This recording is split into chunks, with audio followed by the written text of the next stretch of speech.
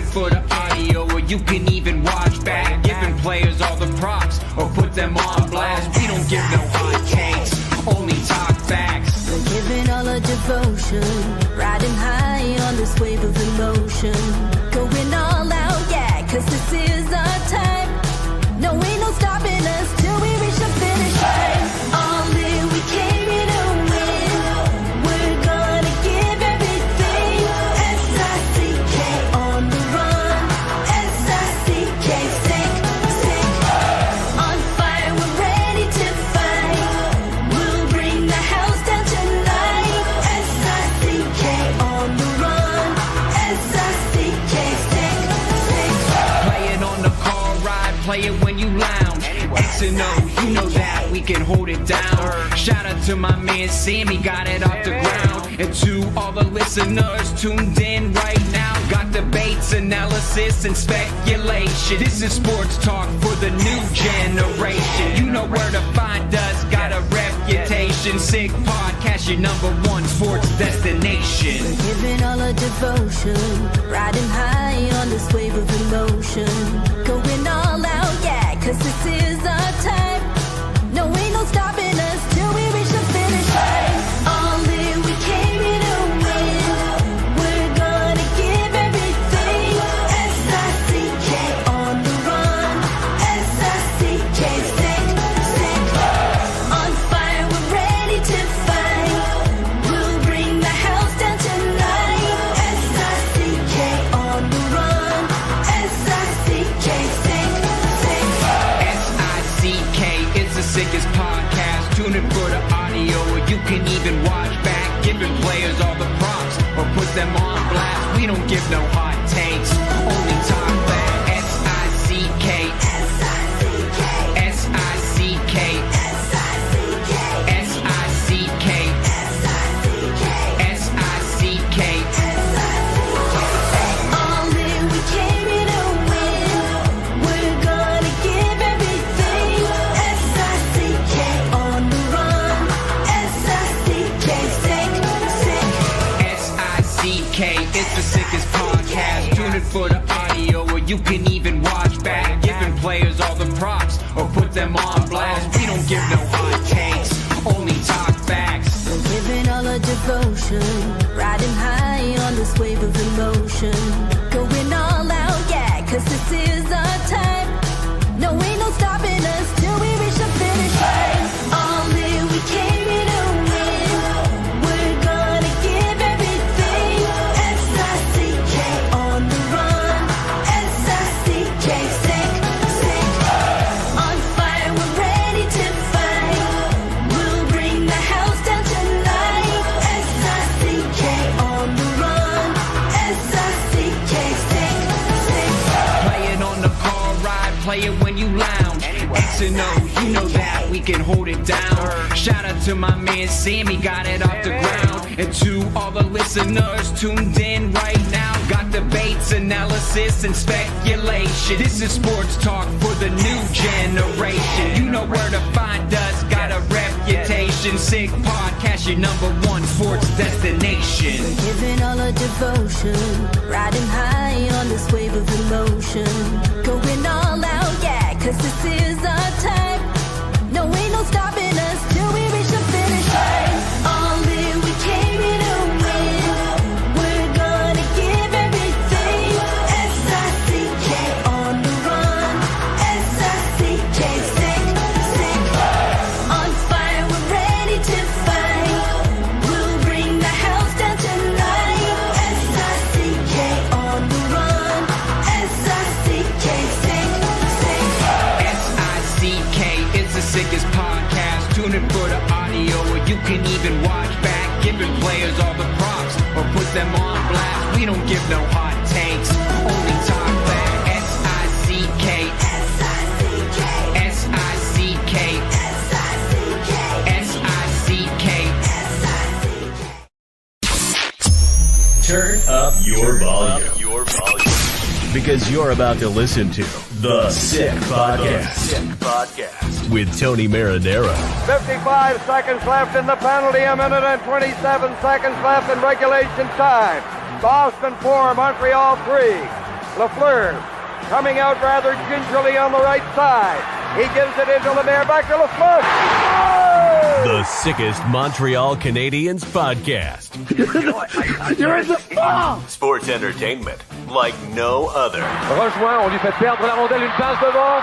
Et c'est le dégagement et ce sera la victoire des Canadiens. Coupe Stanley pour les Canadiens. Le 23e de l'histoire. You found the dogs! John, you found the dogs! He found the dogs! And all together, they worked a young team to the top. And now, a 24th Stanley Cup banner will hang from the rafters of the famous Forum in Montreal. The Canadiens win the Stanley Cup. Brought to you by Energy Transportation Group. Driven to be different. La Vida Tibi. Embrace your true nature. And Playground, your premier gaming destination. It's gonna be sick. Marinaro on this Tuesday, September 16, after yesterday's Montreal Canadiens golf tournament. Well, today is a day off, but tomorrow, Pro Camp will kick off for the Montreal Canadiens, 60 players invited.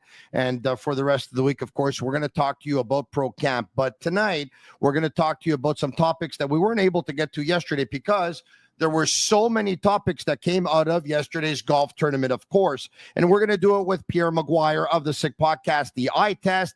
And he's also, Pierre works for several people and helps out several people because he's so good and he's so in demand. And I noticed a couple of days ago he's going to be doing pregame and postgame for Penguins hockey as well, Pittsburgh Penguins hockey. So we'll talk to Pierre in about a minute or two. Not before I talk to you about some of our sponsors who make it possible for you to be able to watch the show absolutely for free, and you don't have to pay for it on Patreon. We'll start with Bittt Tibi. You see them, they're in that fridge. They launched their new Ultra Lager. This happened a while ago, but I continue to spread the word. It's a refreshing, thirst-quenching beer, perfect for those cool fall days. Only 90 calories, 2 grams of carbs, 4% ABV per can, available in a pack of 6 and 12 in grocery stores all around the province of Quebec. It's ultra light and it's ultra refreshing. I want to talk to you about Playground because if you're hungry for a deal, you'll eat well at Playground without breaking the bank.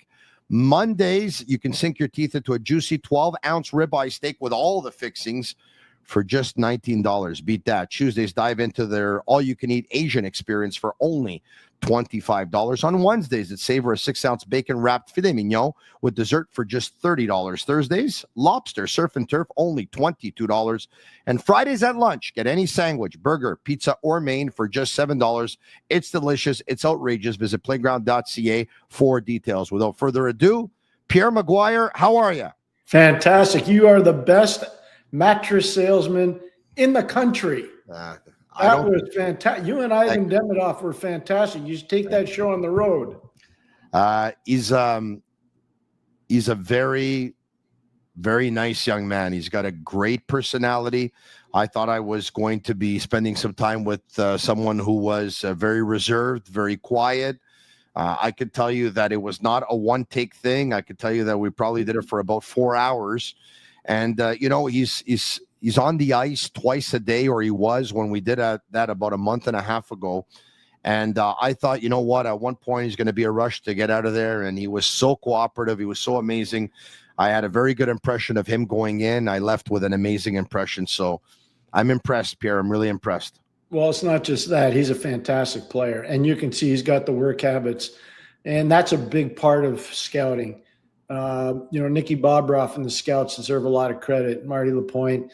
When you identify a player that's got huge character, huge personality, huge work habits, and gigantic skill that's possessed to win, that's gigantic. And that's a scouting thing. That's big-time reflection on the scouts. They deserve a lot of credit. So we went from one player that you love. We're going to go to another because I know how much you love Lane Hutson. Pierre, a lot was talked about, of course, the fact that he was not on USA Hockey's orientation camp. 16 defensemen on the list. I'm going to be honest with you, and I know you probably have some friends that are there that were part of those selections. I don't get it, Pierre. I really don't. I'd love for you to be able to explain it to me. I think it's unfair, to be honest. I understand that they have an idea in mind. I get that. Look, maybe I'm just such a fan. I don't think there's 16 other defensemen in the National Hockey League that I'd rather have on my team than Lane Hutson. I don't know how there's 16 players, American defensemen at USA Hockey's orientation camp. So before we play what Lane Hutson had to say about not being at the camp, I'd love to get your thoughts on all this. First of all, I agree with everything you said. Second of all, I do have friends that are part of the selection committee, and I don't agree with what they did. Doesn't mean what they did is wrong. It just means that what they did is what they thought was best for their program. Now, I will say this. I think the fact that Lane did not go to the World Championships, I think that may have hurt him. I think USA Hockey may be using that against him. I'm not saying it's 100% the only reason why, but I think that's part of it. My retort, if I were Lane Hutson's representative or representation, would be he did pretty darn well for you in 2 World Juniors. He laid it on the line for you guys. So I think eventually. Can I add something? Sure. His brother went, did he not? Cole did. Yep. Perfect. How about if Lane would have gone and maybe Cole would have been taken off the team? Wasn't it maybe a pretty cool thing by not going so that his brother had an opportunity? No question, but his brother played in the World Junior too, and his brother will have other opportunities, and Lane's a better player than Cole right now. Yes. He's a better player. Anyways, the Americans won the gold, so it shouldn't really be all against them. Yeah. All that being said, I think that played a little bit of a role in it. The other thing, too, is I think they just want to get everybody's attention, and they were able to do that. They didn't go on the ice. They never practiced one thing. Lane will have to demonstrate, which I believe he will, that he merits being on the team with his play in the National Hockey League season. And I think the Canadiens are going to have a good team. I think they're going to have a good start. I think Lane Hutson's going to be a huge catalyst for this team. I can't believe he still has to prove that to some people. What he will. What he did is not fluke. There are people in your marketplace that thought what he did last year was lucky. And I'm going to tell you right now, here's the biggest thing people need to understand. Nobody gave him any credit when he was at BU. Yeah. You know how hard it is to get 20 points in a college season? Lane Hutson had almost 50 in back-to-back years, and he missed games because of the World Junior. I mean, it's unbelievable. So he would have been a defenseman in college hockey that would have had over 50 points. I'm just telling you, Brady Tkachuk as a forward played with Jordan Greenway at BU his freshman year at 8 goals. His next year in the NHL, he had 23. Yeah. I mean, Lane Hutson went from close to 50 to 66 points in the NHL. I hear you, but I want to get back to something you said. With all due respect, if anyone in my marketplace thinks that what Lane Hutson did last year was fluke, respectfully, they know nothing about hockey. I don't know how else to put it. I mean, this young man sees the game at a different level. This young man plays the game at a different level. This young man has imagination. He has creativity. He's got an incredible processor. He's got unbelievable hockey IQ. He does everything with his head up. He doesn't put himself in bad spots. He doesn't get hit. He's got an amazing first pass. He's amazing in transition. He's amazing when he joins the rush. He's an unbelievable quarterback of the power play. He uses his smarts really, really well, where he compensates for maybe a lack of size and a lack of physicality. He actually is able, by using his body a certain way and his stick a certain way, he's able to win certain puck battles that you wouldn't think a player his size can do. I mean, tell me when you want to stop. I don't understand. If people think that he tied a National Hockey League record for the most assists by a rookie defenseman, and he finished as the Montreal Canadiens' 3rd leading point getter and as their top assist player and as their top point getter in the playoffs, if people think that he did that by any ounce of luck or fluke, they know nothing about hockey. Nothing. Good. I agree. Lane Hutson is a phenom. He is, but I've been trying to tell you this for 3 years. You have, but I could have already told you that you're 3 years ahead of me, so it all makes sense. This doesn't surprise me. Now, what you need to know, though, I think Lane will play himself onto the team. I truly believe that. Just like I think Nick Suzuki is going to play his way onto the team. People forgot Nick Suzuki wasn't invited last year to the Four Nations, and there was an outcry. People were upset. I think part of that is, He didn't go to the World Championships. They held it against him. So that stuff still exists in hockey. Huh? Absolutely, 100%. Wow, Yep. that's unfortunate. It is unfortunate, but it's reality. I mean, there's a lot of stuff that happens in all professional sports. But I also understand that if there is no consequence and that it's easy for just everyone to say, I'm not going to go, at that one point, you don't have enough participation either. Right. I kind of get it. I just think it's kind of sad that if that's going on. But anyway. Well, the biggest thing with Lane, though, and this is really important, people, and you talked about it before, the sophomore slump, the second year in the league. Yeah. Usually guys experience a sophomore slump because they go home in the summer and everybody tells them how great they were their first year and how they're the cat's meow and they're going to be better than anybody else. So they don't work. They go to the local establishment, they have a few beers, they talk it up and they have fun and they don't put the work in. Lane Hutson didn't do that. Lane Hutson was in Montreal. Lane Hutson was working at hockey camps. Lane Hutson was working with youth hockey players. Lane Hutson was training his butt off. Lane Hutson is a hocky junkie. Lane Hutson was working on his shot. Lane Hutson was working on taking passes on his backhand just to prepare himself if he's going to play the right side. You're right. I'm going to get to the sophomore jinx in just a second, but we're going to listen to a clip of Lane Hutson being asked about not being part of USA Hockey's orientation camp. Let's hear from him. I'm proud to be American and, I love USA Hockey. They've done so much for me. And, also I love playing in Canada. And, I'm very fortunate, but, I'm a USA Hockey player, and that's just how it is. People are going to have opinions on whatever, but, I guess that's part of it. And, it's not up to me to decide if I should be there or whatever. It was, there's some amazing players in the play for the U.S., so, it's all part of it. All right, there you have it. He also was great in answering a question about the clip that went viral of his dad saying, you know what, it's too bad that he's left off, but you know what, my boys are also Canadian. And he handled that one really, really well. And he said, what clip? And he started laughing. And then he said, listen, my dad's emotional. And when you're emotional, you say certain things. And maybe a little bit was taken out of context and stuff like that. But he said, look, I played for USA Hockey in the past, and I'm proud to be an American, and I'm a USA Hockey player, and I hope I get the opportunity. He handled it yesterday.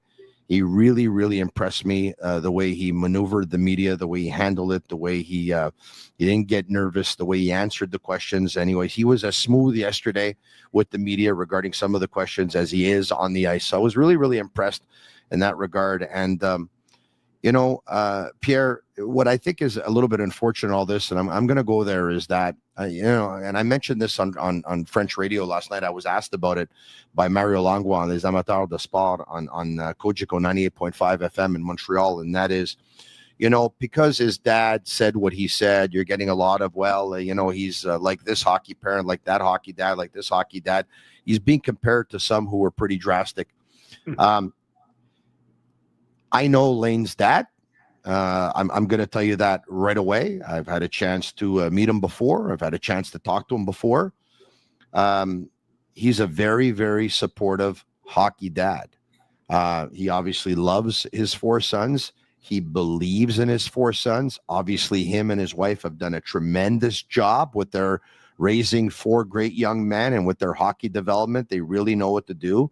He believes in his sons more so than pretty much anyone else believes in his sons. And his son, like you just said, was still doubted last year before joining the Canadiens, and actually even doubted during the season. And some are saying maybe he did it by fluke. He's his son's biggest fans. And I don't have a problem with that, Pierre. I really don't. No, why would you? Yeah. That's your job as a father. Support your son. Step up for him.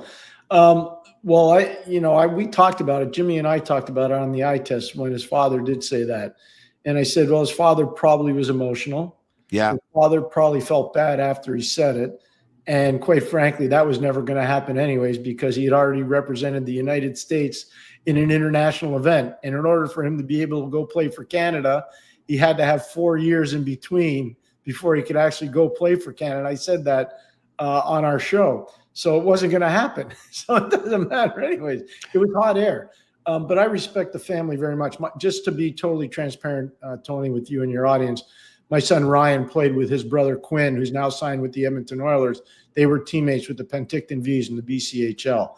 So our family's known them for a while. Okay. I'm going to tell you this. We've talked about his contract. It didn't come up yesterday, and I think the reason why it didn't come up at the golf tournament is because everyone knows that Kent Hughes would have said, well, we don't discuss contracts, right? Mm-hmm. But I think it's safe to say that, the two parties, the Hutson party and the duo of Gordon and Hughes, don't see Lane's contract value at the same number right now, because or else, quite frankly, it would have been done. Some days I ask myself if the Canadiens are waiting because Lane Hutson tied an NHL franchise record by the most assists by a rookie defenseman. Once again, he finished the third leading point getter on the team. He finished first leading point getter in the playoffs. He finished with the top assists on the team.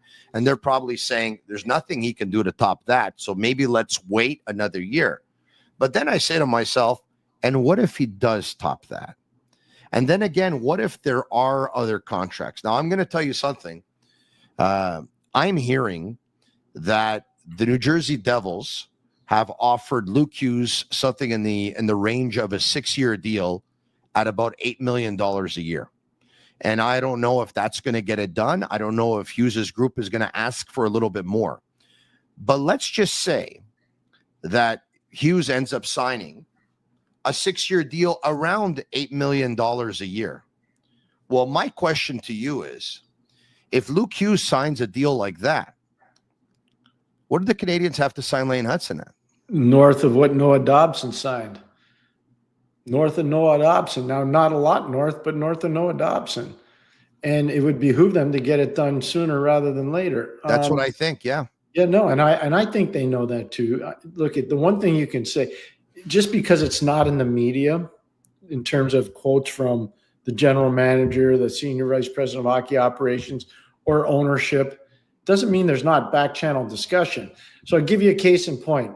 Steven Stamkos, everybody speculated his first time around with unrestricted free agent that he was going to leave Tampa and go to Toronto. Everybody said it. Everybody. Mm-hmm. November of that year, I was doing a game in Tampa, and Steven pulled me aside. We had a very long talk. And he said, Pierre, everybody thinks I'm going to Toronto. Every single person keeps asking me about Toronto. He says, I'm not going. I said, can I say that on the air? Do you mind? He goes, no. Why would I leave here? We've got a great team. We've got an amazing owner. We've got really good coaches. We've got a great general manager. We're set for an unbelievable run. He was right about that. And I'm going to be the captain. Like, why wouldn't I want to be here? And then he said, and it's a no-tax state. And all that stuff. So he and I reported that. Everybody's like, no, he's going to Toronto. No, there was no. If you go study that, there's also, if I can, a pretty big difference between Toronto and Florida, especially in the months of December, January, February, and March. Well, there is, but he wanted to win. He was addicted to winning. He's a lot like Lane Hutson. He wants to win. Montreal's set up to win, just like Tampa was set up to win. But the biggest part of this is there was never any public discussion. Donnie Meehan and Patrick Morris represented Steven Stamkos. And you know what? Stevie Yzerman and Julian Brisebois did the deal on the Tampa side. You never read anything. There was nothing in the papers. It was never brought up. And I think they're going to do the same thing when they do Lane Hutson's contract. Look, I understand what Jeff Gordon and Kent Hughes are trying to do. And if I was in their shoes, I would probably think about it as well and say, you want to get your players under contract for the least amount of money as possible for you and a good enough offer for them, because you want to try and be able to get as much talent as you can under, of course, that salary cap. Having said all of that, you also don't want to leave a star player with a sour taste in his mouth and make this negotiation run on a long time, because you know what? Once again, I think he showed everyone what he's capable of. He's going to continue to show everyone what he's capable of. And you know, once again, we're not talking about a regular player here. We're talking about a player that I wasn't scared to say it last year, probably mid-season, 3/4 of the way into the season, label him as a superstar. I'm not scared to say that whatsoever. His qualities are that of a superstar. And I think Lane Hutson can win major individual trophies in this league in his career. I believe that. Yeah, I've believed it for a long time too. Yeah. But nobody wanted to listen. Look at when Crosby, 2 years before Crosby got in the National Hockey League, I said the same thing, and I got crucified. I got crucified on social media for saying that stuff. And it was all true, and nobody apologized. It's just the way it is. You have to deal with it on an everyday basis. You're not wrong on what you said about Lane Hutson. You're absolutely right. You're 100% right. Yeah.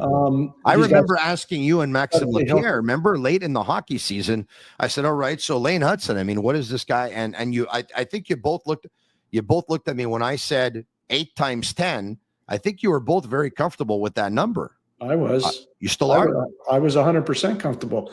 And the reason why is because Jake said, I know there's a big thing between Montreal and Ottawa, Sanderson versus Hutson. I get it. I get it. They're both American born. They're both real good players. They're both different. Both up and coming teams. Sanderson got his deal done right away out of entry level. He did. I had just missed being there. I helped sign him to his first deal, helped bring him out of North Dakota. He's a really good player. And, if the market was, let's just say they came out together, they'd both be getting paid about the same amount. But Lane's later into this than Jake is. So Jake, I think at 8.5, I think it is, or 8.2, something like that. I can just tell you right now, Lane Hutson's going north of Noah Dobson's contract. He is. He's going north of it. I don't know how much north, but he'll go north of it. I think so. I think, you know what? And if they're able to get him under it, I mean, well, good for them. Well, they get it under. So this is a case of, Tony, where you and I have talked many times. Going into the 05 season, 05-06, Scotty Bowman and I met down in Sarasota, and we decided, how do you come up, or we try to talk about, how do you come up with a strategy to build a team in the cap? And we call it the 7-player profile. And I know I've shared it with you before. 2 dominant centers, 1 power forward, 1 elite puck-moving defenseman, 1 shutdown defenseman, 1 specialist forward, could be a penalty killer, could be a face-off guy, could be a power play guy, and then an elite goalie. So you look at the Canadiens right now. Dominant center, Nick Suzuki. Power forward, Slavkovsky. Specialist forward. Let's just say, for the sake of argument, it's Patrick Laine because of what he does on the power play. And if you don't like that, use Jake Evans on the penalty kill with his faceoffs. Okay? So you got the forwards covered off. You need or Caulfield as a 37-goal scorer. Yeah, but you need a second center. So that's part of the profile you're missing. Yes. Do you have an elite shutdown defenseman? No, but are you getting there? Yes, because I think Caden Gooley can be that guy. I agree. And I really do believe that. And who do you have, an elite puck-moving defenseman? Yeah, you do. Lane Hutson. Do you have an elite goalie? I'm not saying Montembeau's not elite, but I would not categorize him as an elite goalie. Jacob Fowler, on the other hand, I think will be an elite goalie. So if you look at how you build your team in the cap era, the Montreal Canadiens are not far. And the organizational depth, because of their amateur scouting and the focus of the management team on amateur scouting, is phenomenal. And they are about to really go on a run. They really are. Let's hear Lane Hutson regarding the sophomore jinx and how he can avoid it.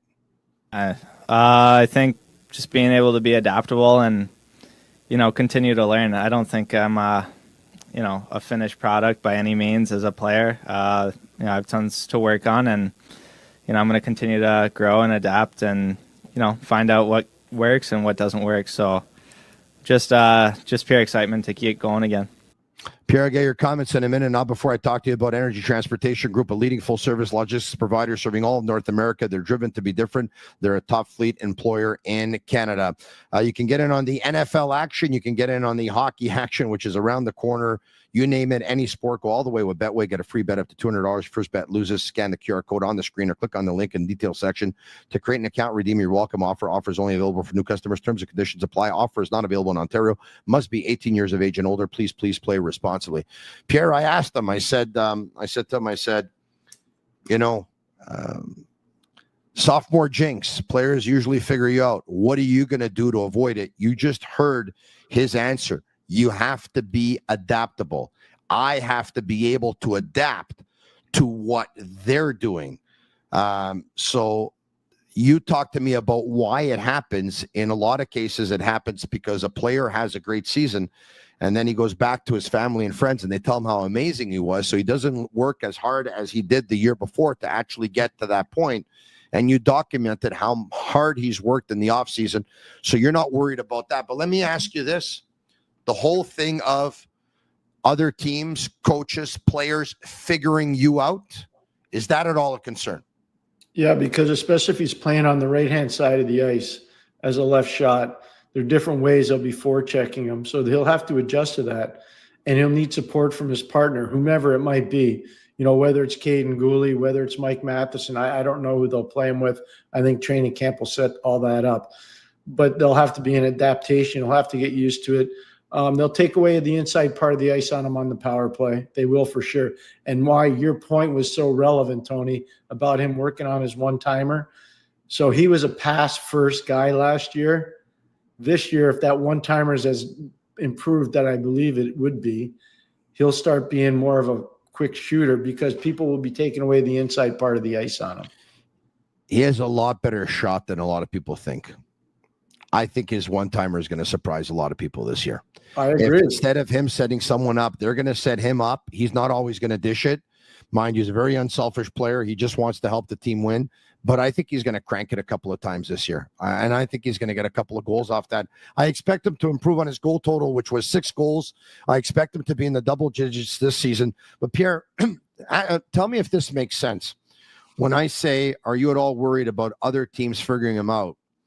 Is it possible that he does so much on imagination that sometimes he himself lets his creativity take over and doesn't really know what he's going to do, and that can throw off the opposition? Does that at all make sense to you? That it might be hard to figure him out, considering that sometimes you don't actually know what he's going to do because he's got such imagination that he's capable of doing anything. I'm going to give you the name of some players who I had to game plan against. Raven Bork, fantastic player. And he had to play in small buildings. And he played the left side and the right side, even though he's a left-hand shot. Brian Leach played on the left side all the time, amazingly creative. And then the final one would be Phil Housley. So all three of those guys were elite defensemen in their era. They played massive playoff games, and where game planning's real. And they always found a way to digest it and break it down because of their creativity. So it speaks to your point. And I think Lane Hutson is in the same category when it comes to being able to figure the game out. The one thing I would say, though, again, being a lefty on the right side, it's a little bit different. And he'll figure that out. He will. He'll figure it out because he's so smart. The biggest thing I think has to happen for him this year, it's not so much on the ice. It's going to be tape study and watching what people do to him from game to game. And I'm sure he's a junkie with that too. But the best guys were always really good. I'll give you an example. We go play the Boston Bruins, and they would have Big Bobby Sweeney playing against Mario. And Mario would want to know 3 or 4 things that Sweeney would do to him. And we would show him, and then Mario would say, okay, I'll make the adjustment. And he did. And he used to dominate him. That's how it was. And Bobby was a good player. Bobby was a really good player. But so that's the kind of stuff that happens all the time. Nobody talks about it, and you shouldn't. But after years, you can. And I think that'll happen with the Canadiens. From one defenseman in Lane Hutson to another, let's talk about Mike Matheson, who said this yesterday regarding the final year of his contract.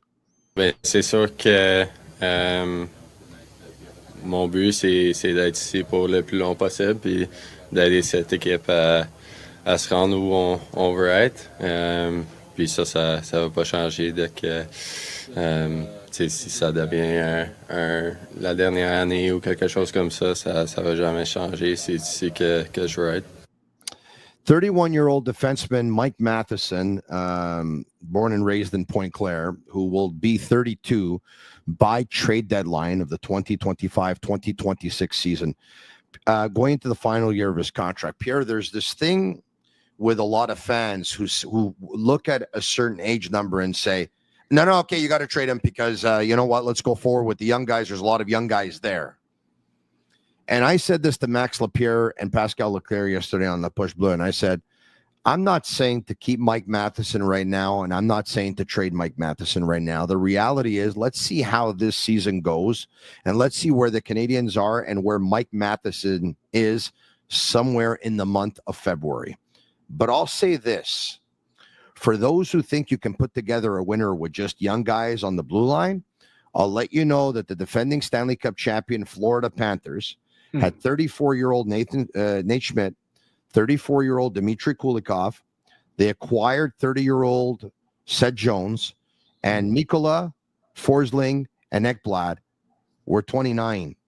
Like, if you think that you're going to be, and once again, the Canadiens are probably not going to be a cup contender, and by the time they get there, some of the defensemen they'll have will be older in age, of course, but I'd be willing to bet that by the time the Canadiens become a cup contender, there's going to be a defenseman or two on their team that's going to be 33 years old. And if there's not, they're going to go out and acquire one.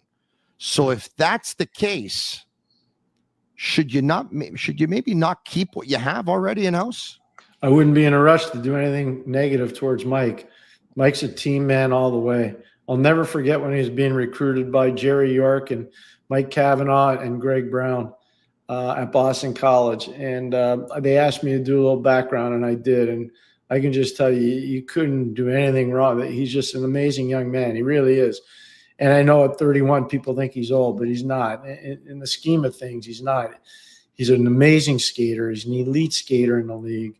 He won't have to do the power play stuff, so I think he'll be more consistent in all three zones, which is good. Mike desperately wants to be here. You can hear him when he speaks French, the passion in his voice, how much he respects being part of the organization. And he can groom those young kids. He's a father. He's an amazing husband. His wife played in the Olympics representing USA Hockey. There's a lot to like about Mike Matheson. I'm a big fan. But I'm with Tony Marinaro on this one. This is one of those deals where you wait to see where you are in February. Yeah. It's not one that has to be rushed. And if he does decide that he wants to stay and he tells management that and they want to keep him, I'm not saying, and I hope Matheson's family doesn't get mad at me, I would tell him, this is what John Tavares did in Toronto. Hometown discount. Hometown discount because he wanted to stay and he was tired of moving. He doesn't want to be a suitcase. I think they can do the same thing with Mike in Montreal. I really do. You know, there's this fear when defensemen get older that all of a sudden you're 33 or you're 34 today, and then 1 week later you're 38. You get old fast. Yeah. You talked about his skating ability. For me, I don't even think he skates. I think this guy glides on the ice. I think he's one of the smoothest skaters that I've seen since I've been covering the game, which is about 23 years now. And I'd be willing to bet that when Mike Matheson is 34, because of his skating ability and because of the fact that he glides, he won't look his age. And a lot of people are going to think he looks 31 at 34. I think that's what's going to happen. I had Paul Coffey, and it was a treat to have the honor and privilege to coach Paul. And Paul was an amazing skater, especially in that era of the National Hockey League, and that prolonged his career. But I'll tell you, those guys don't just skate because they're, freaks of nature. The work they put in to create that kind of power and skill and speed is amazing. And Paul was one of the hardest workers we had on our team. And I'm sure, Mike, if you were to talk to the strength and conditioning people in Montreal, they'd tell you the very same thing. I know that's how they looked at him at Boston College. I do know that for sure. Here's a couple of stats for you. In the last 3 years, Mike Matheson is ranked 25th in points among NHL defensemen, and he's ranked 7th for time on ice at 25.07. He's a player who likes to handle the puck. He's a player who's always on the ice. Some are going to say, well, he's a turnover this, turnover that. Well, when you play 25.07 on average, and you played against the best players on the other team, and in those last 3 seasons, you had a team that made the playoffs on the final game of the season. And the year before that, you finished 5th last. And the year before that, you finished 5th last because you were in a rebuild. Chances are you're going to turn the puck over. But in a couple of years from now, if Mike Matheson, like you said, is able to accept that hometown discount and the Canadiens would like to sign him for a couple of more years, if in a couple of years from now, Mike Matheson's on your third pairing and he's under 20 minutes a game, you're probably going to love him a heck of a lot more. Yeah, I think the people will figure it out when they don't see David Savard on the ice blocking shots and playing big minutes as an older defenseman in the league. David was an important part of the team. I'm happy they're keeping him around to work with some of the young guys. Matheson can do the same type of stuff, except he's a much more efficient skater than Savard ever was. And I think, to your point, that will help him and will help the organization. And, kids like Hutson, they need to look up to somebody. And I think Lane really looks up to Mike Matheson. I really do. He definitely looked up to David Savard. And so I'm going to ask you this. If Matheson's going to turn 32, like I said once before, like at the end of February, chances are anything's possible because defensemen have played until 38, 39, and 40, and some even older. But it might end up being the final contract of his career. He might be looking for a 4-year deal. You talked about the hometown discount. Can you give me right now he makes $4.5 million per season. Would a hometown discount sound like another 4.5?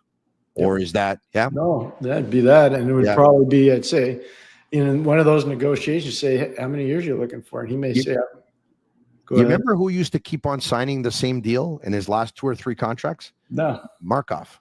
Yeah, so there you go. He signed 5.75 for 3 years or 2 years, like on a couple of occasions. He was a proud guy too. He wanted to be part of the Montreal Canadiens' success. He didn't want to be part of the problem. He wanted to be part of the solution. I would say to Mike, it's how many years do you want? And Mike probably say, I want 6. And you say, okay, well, we'll give you $5 million a year, but we're giving you 4 years. That's what we do. So you trade off on his years. You give him more money. You give him less term. They'll be able that again. It's like I've been saying this about Tavares. I always thought Tavares was staying in Toronto. It's like the guys in Florida, Tony. I remember you asking me. Yeah. Ekblad, he could have hit the mother load to go to Utah. Trust me when I tell you, he could have hit the mother load. He want to stay in Florida. Marchand want to stay in everybody. I know the guys. Some of them that you interview. He's going to Toronto. It's a lead pipe cinch. Book it. He's got, and I'm like, no, he's not. Why would you do that? Yeah. And then, finally you look at it, Sam Bennett. Everybody thought Bennett was going to Toronto too. They're all in Florida. You can get this stuff done. There are trade-offs in the negotiation. That's all. And you figure out what the trade-off has to be, and you do it.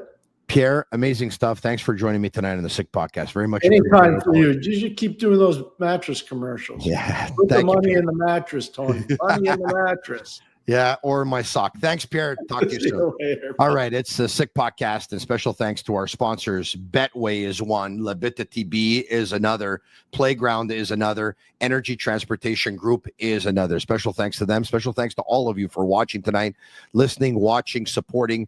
Tell your friends about it, and leave us a 5-star review on Apple. It's our way of feeling the love. For Shane Gaumont and Master Control and Marinaro, I'll be back tomorrow, same time, same place. Once again, Montreal Canadiens Pro Camp opens up, medicals, and then on the ice a couple of days after that. Should be a lot of fun. We'll be back to talk to you about it tomorrow night, same time, same place. I'm Marinaro. And that's a wrap. Hope you don't miss us too much until next time. Follow the Sick Podcast with Tony Marinaro on YouTube, Instagram, Facebook, Google Play, and Apple Podcasts. The Sick Podcast is brought to you by Energy Transportation Group, driven to be different. LaVie.tv, embrace your true nature. And Playground, your premier gaming destination.